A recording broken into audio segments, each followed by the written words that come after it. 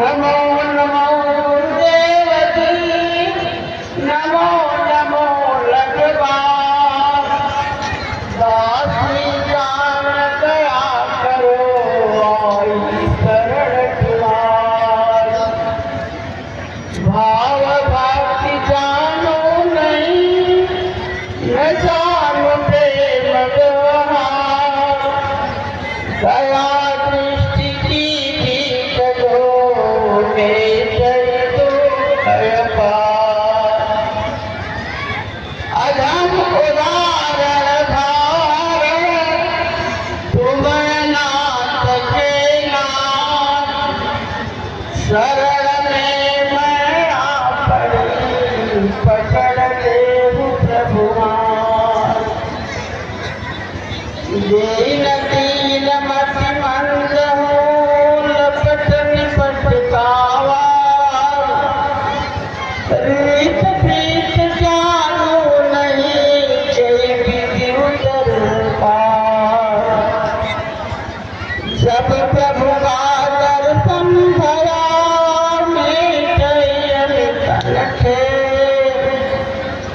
भाग्य हमारा उदय भया, धन्य धन्य गुरुदेव।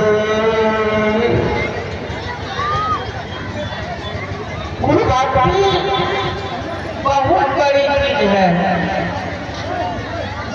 गुरु जो दयालु होता है, मन के मैल को धोता है। भीतर का जो हमारा मन से आवरण है, सद्गुरु उसे साफ करता है। और वह उतना दयालु है कि लोग कहते हैं कि सागर तो सागर ही होता है, लेकिन सद्गुरु दया सागर होते हैं, कृपा सागर होते हैं, सुख सिंधु होते हैं। सारे सुख का खान उनके चरणों में है। एक बार व्यास जी से परीक्षित ने पूछा, उत्तम मुनि को इतना शक्ति प्राप्त हुआ, वो ब्रह्मा विष्णु शिव को भी श्राप देने में उतावला होगा। उनके अंदर कौन सी ऐसी शक्ति कि ब्रह्मा विष्णु शिव को श्राप देने के लिए उतावला होगा? तो व्यास जी बोले, उत्तम तो है बहुत बड़ा गुरु भक्त था, और गौतम मुनि का शिष्य था, और गौतम मुनि के आश्रम में रहकर अपना सेवा भजन सिमरन करता था। हवन कुंड के लिए लकड़ियां चुराता था। ऐसे करते करते उसको बहुत साल बीत गया। एक दिन वन से लकड़ी आ रहा था, और लकड़ी का बोझ बड़ा था। उसको भार सहन नहीं हुआ, और वही वह लकड़ी पटक दिया। उस लकड़ी में उतंग का बाल जो है 50 फुट लगा हुआ था। अपने बाल को देखकर उतंग में रोने लगे कि मैंने बचपन में आए के द्वार पर, अब कब मेरी जवानी बीत गई और कब मेरा बुढ़ापा आ गया, मेरे सर के बाल गए, हमको यह भी पता नहीं चलता। और गुरु महाराज जो है अभी तक मुझे घर जाने के लिए आदेश नहीं दिए। ये सोच सोच कर फूट फूट कर रोने लगे। तब तक गौतम मुनि वहां पहुंच गए। अरे बोले कि क्यों इतना रो रहा है भाई? बोले कि गुरुदेव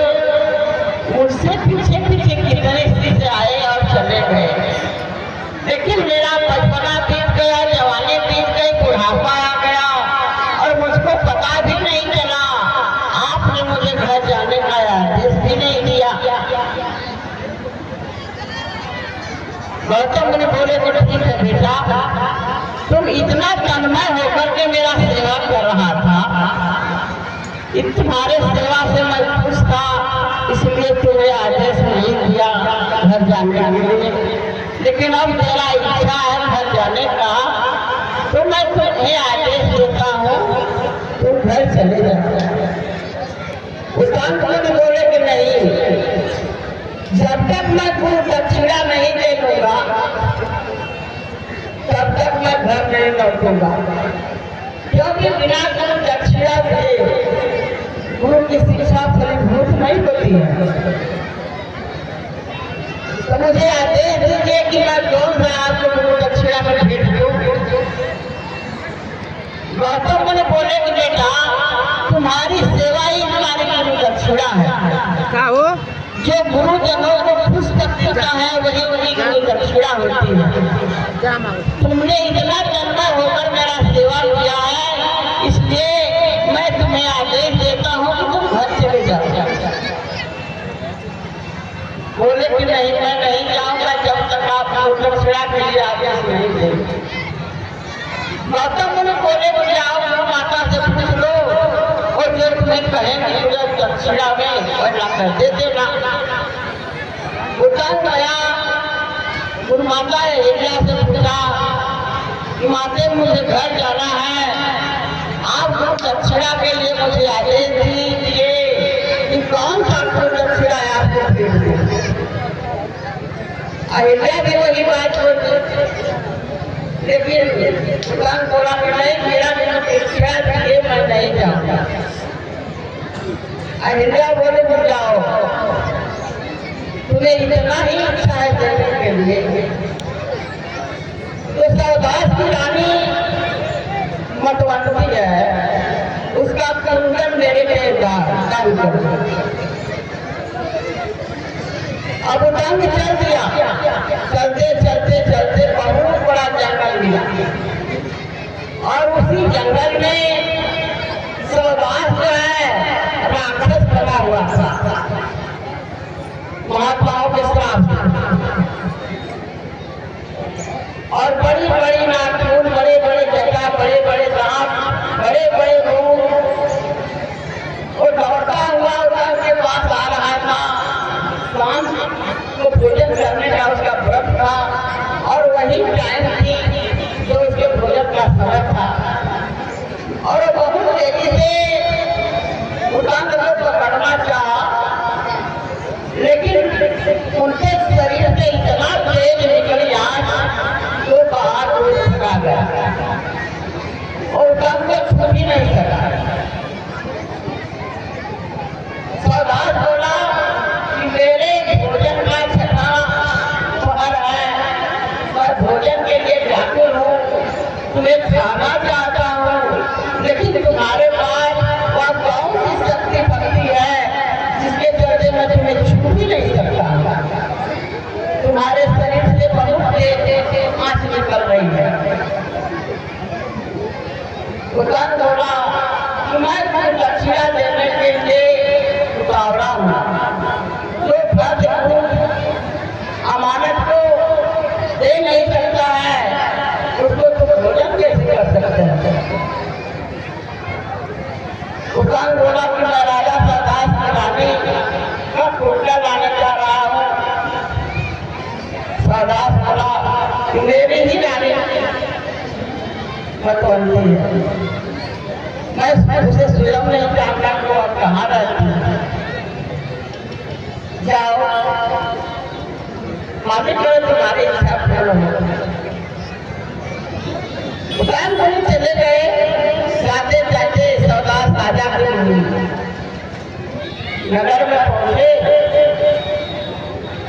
तो बोले कि माते मुझे खूब दक्षिणा देना है, और गुरु माता ने मुझे आपका कुंडल मांगी है दक्षिणा में, तो आप कृपा करके मुझे पूरी दक्षिणा में है देने के लिए अपना कुंडल दे दीजिए।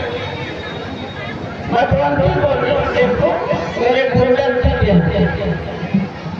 उसको पाने के लिए यश की घर नाम घर सभी लोग चाहते हैं, लेकिन उन लोगों को नहीं मिल पाता है। मैं तुम्हें कैसे अपना कुंडल दे दूं? मेरे राजा का आदेश नहीं है कुंडल देने के लिए। जब तक उनका आदेश नहीं होगा तब तक मैं कुंडल नहीं दूंगा। फिर खुदा ने चल उसी समय जहाँ सौदास राजा राक्षस बना हुआ था और उसी समय पहुंचा राजा सौदास से कहा कि आपकी रानी मधुवंती जो है कुंडल देने के लिए इंतजार कर रही है, आप आदेश दीजिए तब वो कुंडल मुझे देगी। राजा जब सौदास बोला कि जाओ उससे कह दो एक बार महात्माओं के श्राप से मैं राक्षस बना हुआ हूँ और गुरु भक्त को द्वार से लौटा कर मेरी और दुर्गति करवाना चाहती है। यही बात उससे कहना और जान जाएगा। उतांगुनी चलते और जाकर के ही बात है। उन्होंने कहे हैं कि एक बार तुम महात्माओं के श्राप से मैं राक्षस बन चुका हूँ और भक्त को द्वार से लौटा कर मेरा और दुर्गति करवाना चाहती है। ये बात सुनकर मधुवंती जो है अपना कुंडल उतार कर उतांगुनी को दे दिया। उतांगुनी भूखे प्यासे गुरु सेवा में एक पेड़ का अपना पेड़ था, उसके कहने पर उन्होंने कुंडल टांगकर पेड़ तोड़ने लगे। तब तक वह पूरा जमीन पर और नाग लोग से देवता आए, कुंडल को उठाकर ले गए पता लोग और एक छोटी सी कहानी लेकर खोजने लगे पृथ्वी को। कई दिन कोई गए लेकिन वहां तक पहुंचे नहीं। तब इंद्र आया हाथी पर चढ़कर और बोला कि महात्मा आप छोटे से लकड़ी की टाली लेकर पाताल खोदना चाहते हैं।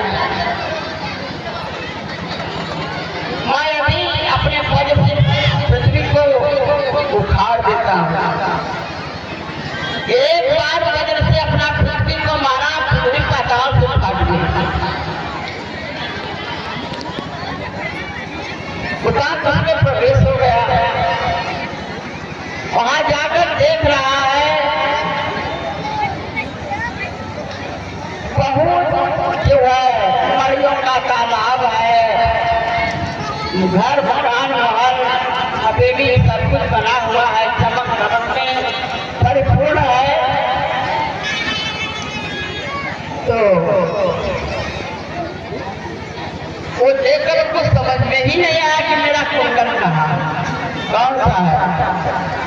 वो ध्यान लगाए अपने गुरुदेव का, तब तक एक काला घोड़ा आया और बोला कि मेरे गुरुदा द्वार में फूक मारिए, मैं तुम्हारा कुंडल अभी मिल जाएगा। घोड़े की बात सुनकर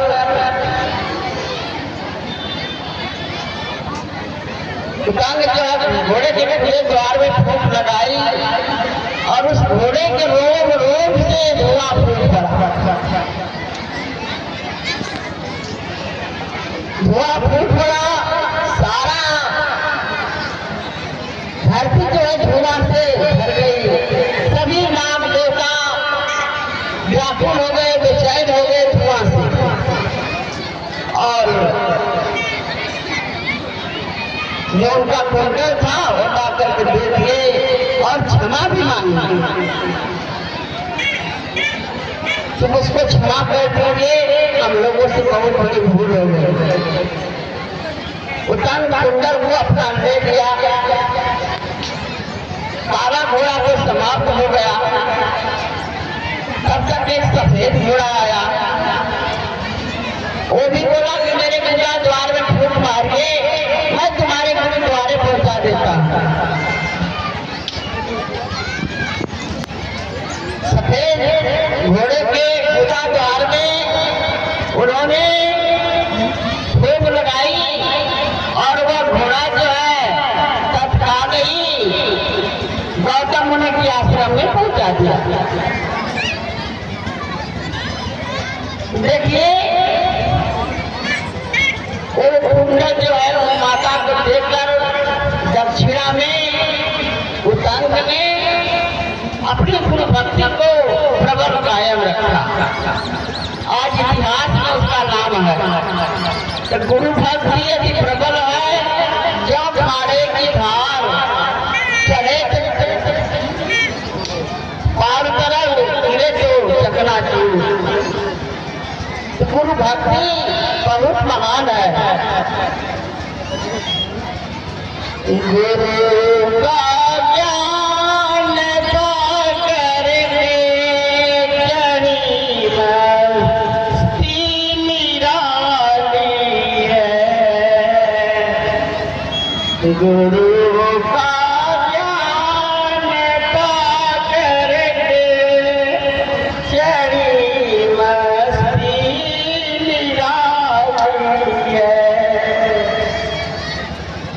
जिधर फिरती नजर मेरी निहारूं मैं तू ही तू है। कहीं जंगल कहीं पर्वत कहीं गिरिवर कहीं गिरिवर, अजब तेरा रूप है नटवर, तू ही जो है तू ही जो है। तू ही ब्रह्मा बनाई है, तू ही घनश्याम मुरलीधर, तू ही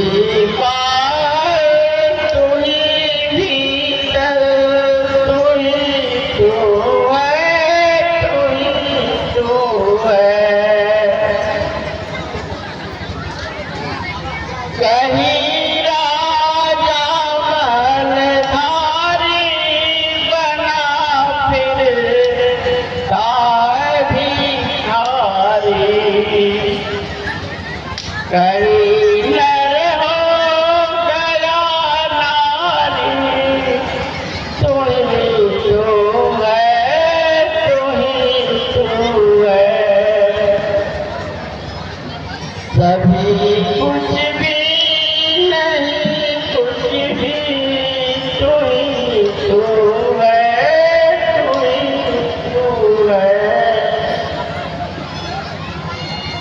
गुरु का ज्ञान पाकर के चढ़ी मस्ती निराली है। तो गुरु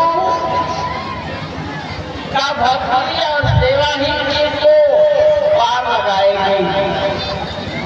गुरु जो है परमात्मा है, वही ब्रह्मा है, वही विष्णु है, वही शिव है। गुरु कौन है? तुम्हारी आत्मा है। अपनी आत्मा से कौन नहीं प्रेम करता है बताइए? तुम्हारी आत्मा तुम्हारे शरीर में है, तुम चल रहे हो, फिर रहे हो, बुरा भला देख रहे हो।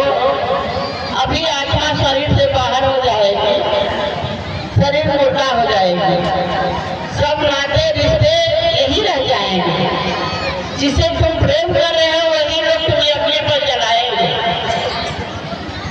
तो इसलिए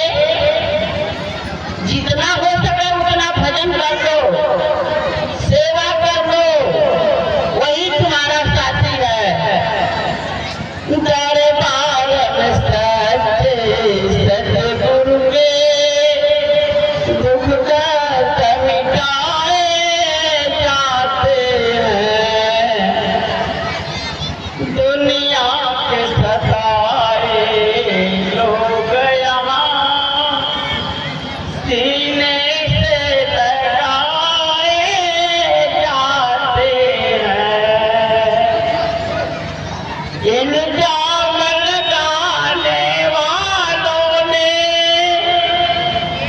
इल्जाम लगाए लाख मगर तेरी सौगात समझ करके हम सिर पर उठाए जाते हैं। भर भर कर जाम इबादत को यहाँ सबको पिलाए जाते हैं। आप भी जाम पीते हैं, लेकिन मालिक का नाम है जाम जो है इतना परवाना बना देता है कि उसको अपने आप का ख्याल ही नहीं रहता है कहाँ कैसे हो। तो जाम पीना है तो मालिक का नाम है जाम पीजिए, जो सदैव जो है आपके सर पर चढ़ा रहे हैं।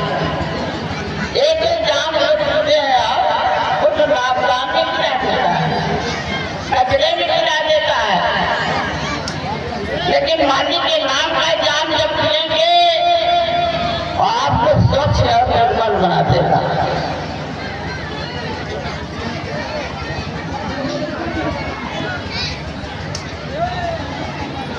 राम तजू पर गुरु न विसारो,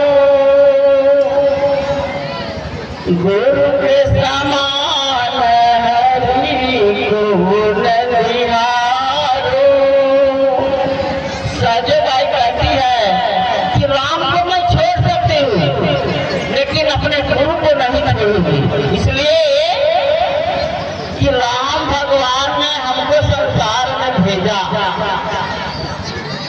हरि ने 5 जोर दिए साका, गुरु ने बचाए जान अनाथा। हरि हमारे साथ ही मुझे संसार में भेजा और 5 जोरों के साथ लगा कि मेरे गुरु कितने दयालु थे, उन 5 जोरों से मेरा छुटकारा करा। हरि ने जन्म दियो जग माही, गुरु ने आवागमन छुड़ाई। हरि मुझे आवागमन के चक्र में डाल दी, लेकिन गुरु मुझे आवागमन के चक्र से ही बाहर कर दिया। इसलिए मैं हरि को छोड़ सकती हूँ लेकिन अपने गुरु को नहीं छोड़ूंगी। तो गुरु बड़े महान होते हैं, दयालु होते हैं, कृपालु होते हैं, जीव के अंधकार से निकाल कर प्रकाश में डालते हैं। जिस दिन में प्रभु की याद नहीं, शमशान उसे हम कहते हैं। भोला है जो अपने मालिक को नादान उसे हम कहते हैं। चतुराई करे जो इंसानों से, इंसान नहीं वाला हो। जो पामा है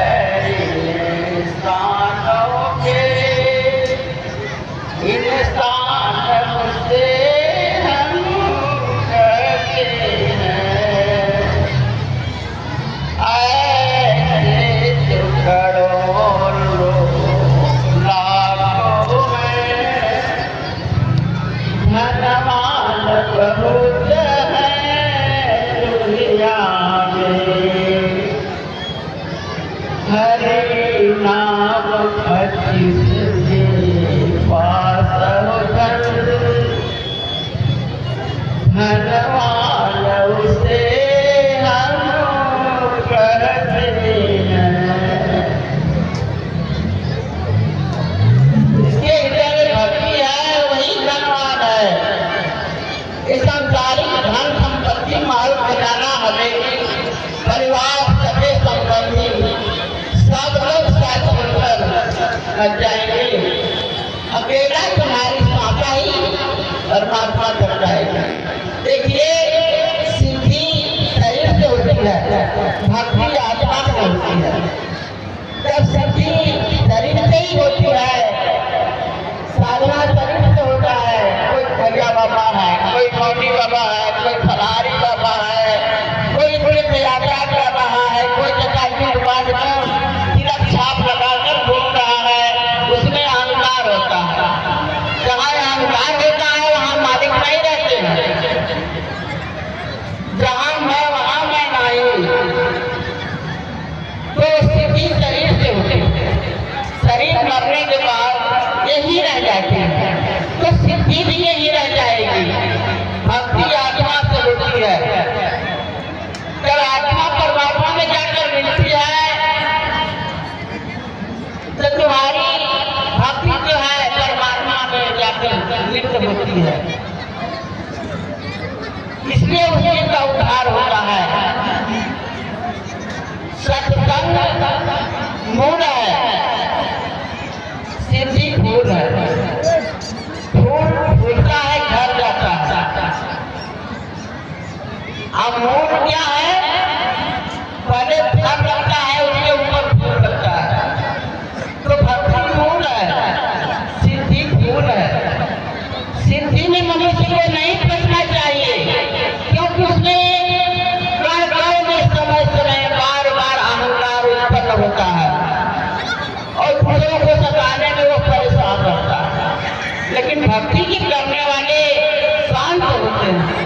उनको कितना हो गाली दो, असत्य बोलो, लेकिन वो कुछ नहीं बोलेंगे। लेकिन सिद्धि करने वाले उतावला होते हैं। कोई भी गलती हो जाए तो तुरंत मंत्र का प्रयोग करना शुरू कर देते हैं। इसलिए उनको नरक जाना पड़ता है। उल्टा सीधा कमाते हैं, खाते हैं मुर्गा मांस दारू शराब।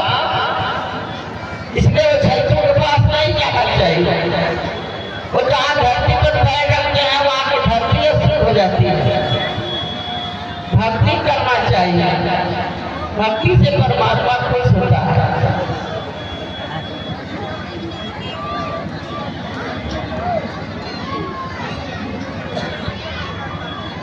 सत्संग बहुत बड़ी चीज है। एक बार वशिष्ठ और विश्वामित्र दोनों से झगड़ा लड़ गए। वशिष्ठ जी बोले कि सत्संग बड़ा है, विश्वामित्र बोले कि नहीं समस्या बड़ी है। अब दोनों महात्मा जो है ब्रह्मा के पास गए कि हम लोगों का झगड़ा छुड़ाते, इतना विषय बड़ा है कि सत्संग बड़ा है। ब्रह्मा बोले कि विष्णु के पास जाएंगे, वही तुम्हारे झगड़ा को फैसला देंगे। विष्णु के पास गए, विष्णु जी बोले कि मैं तुम लोगों का फैसला नहीं दे सकता हूँ, आप भोलेनाथ के पास शिव जी के पास जाएंगे और तुम्हारे झगड़ा का फैसला दे सकते हैं। तो शिव जी के पास लोग गए। शिव जी बोले कि आप ये झगड़ा को फैसला नहीं दे पाऊंगा, आप जो है साथ हमसे चले जाइए, वहाँ से रहते हैं, वही आपका झगड़ा का फैसला दे सकते हैं। दो महात्मा गए और बोले चाहिए तपस्या बड़ा है कि सत्संग बड़ा है। से बोले कि हमारे सर के ऊपर बहुत बड़ा बोझा है, हमारे बोझा को कोई हल्का कर देगा तो मैं बताऊंगा। वशिष्ठ विश्वामित्र जो है अपने तपस्या का पूरा बल जो है धरती सामने में लगा दिया। धरती करोड़ने लगी, पकड़ो पकड़ो धरो धरो, पृथ्वी रसातल को जा रही है, पृथ्वी रसातल को जा रही है। दौड़ दौड़ वशिष्ठ जो है पकड़ लिए धरती। धरती जब तक पड़ी रही वो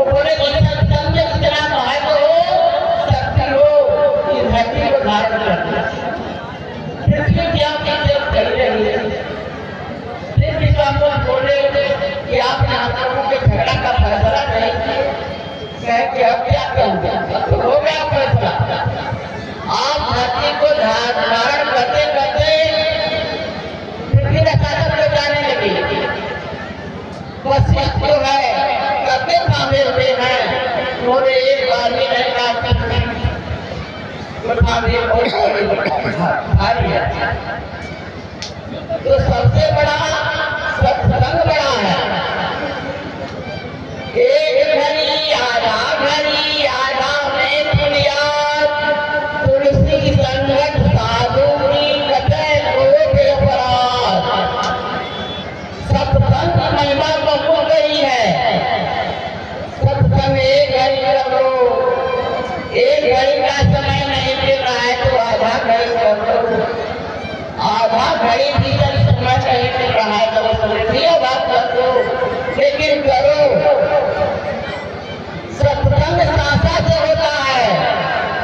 जबान से तो पैखरी ज्ञान है और बाहर उठ जाता है, लेकिन आत्मा से जो स्मरण किया जाता है वही असली सत्संग है।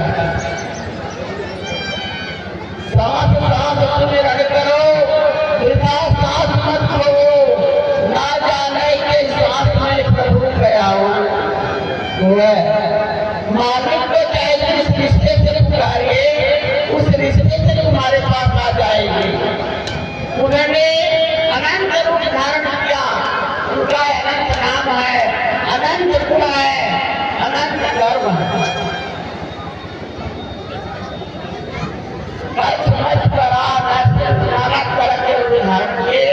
यहाँ तक द्रौपदी की साड़ी में सूखने चला गई और द्रौपदी की साड़ी बढ़ती गई, द्रौपदी नहीं तो मालिक साड़ी की सूखता में भी समा गए।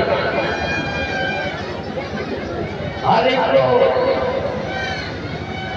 साकार होने के लिए चाहिए मेरा कार होने के लिए और तुम्हारे भीतर ही सारे सृष्टि का रचना कर रहे हैं। तुम जान भी नहीं रहे हो कि मेरे पेट में कौन सा बच्चा है, कैसे पल रहा है। हर हरी जंगल खड़े बैल गाय के पेट, हर वाले का जन्म नहीं गया कलेवा खेत। कलेवा खेत का कौन गया, हर बात पूछे नहीं। तो उनकी रचना गजब है और तुम्हारे ही शरीर में है। तुम उन्हें बाहर खोज रहे हो, पत्थर में, पिंडी में, मूर्ति में, तीरथ में, वह तुम्हारे भीतर है। वह न तीरथ में आए, न प्रयागराज में आए, न मूर्ति में आए, न मंदिर में है। मन अपने तुम्हारा एक है, इसीलिए वह विराजमान है। लौका डूबा सिर गिरा, ओली कपाली पड़ेली भैया। कैसे जाएगा ओली यहाँ का, लेकिन सांस खींचे हुआ तो पड़ जाता, फिर थोड़े नारियल में जाता, फिर तुम्हारे नीचे हुआ तो फिर नीचे हो जाता। पड़ेगी सांस नीचे हो जाता। चाहे जहाँ रहो, जैसे रहो, खाते रहो, पीते रहो, सोते रहो, सुमिरन में लगे रहो, सुमिरन में लगे रहो। यह भजन ऐसी है कि चाहे जैसे भी रहो, लंबे स्थिति में रहो, सुमिरन में लगे रहो। आप किसी भी हालत में असुर नहीं होते। जब बच्चा परिस्थिति में फंसता है तो माता बहने भाई बहन सभी लोग परमात्मा को याद करते हैं कि हे मालिक जल्दी नाय को पार करो। बच्चा पैदा हो गया, मालिक तुम्हारी प्रार्थना सुनिए। अब क्या हुआ, छुटका हो गया, बच्चा का हो गया, अब पूजा पाठ बंद करो। यही मनुष्य का कर्म है कि विकट परिस्थिति में मालिक को बुलाए, मालिक तुम्हारी प्रार्थना सुन ले, तुम्हारा उद्धार और कल्याण करके अब तुम्हारे घर में सिखाया गया। अब पूजा पाठ हो, जिन्होंने